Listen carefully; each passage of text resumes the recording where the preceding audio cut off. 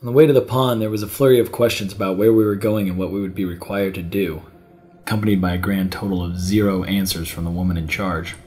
Mrs. Goring had fallen into an impenetrable silence.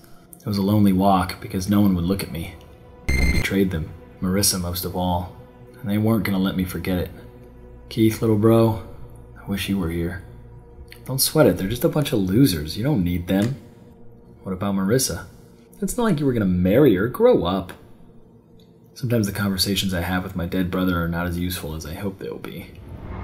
As I was lost in my pretend Keith world, I looked back toward Fort Eden.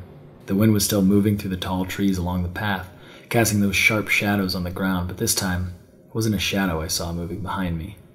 I'd caught a glimpse of someone moving from one side of the woods to the other. I didn't have to drop back very far before darting into the woods at the edge of the narrow, winding path. They'd only assume I was falling behind as usual and leave me be. At least that's what I thought as I quickly doubled back on the side where I was sure I'd seen someone. I fought through underbrush and worked my way around a series of tall trees, but there was no one. What I wouldn't give to be able to hear a little better, I thought.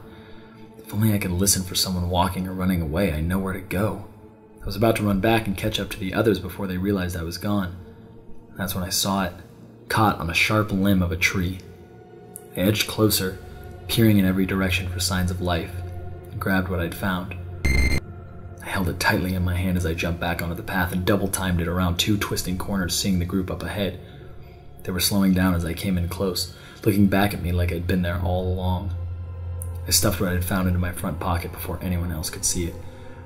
As my fingers felt the softness of the item, it made me feel even sure that something wasn't right at Fort Eden. It was scary, this thing I'd found, for one very important reason. It proved that we were not alone. Someone else was hiding out at Fort Eden.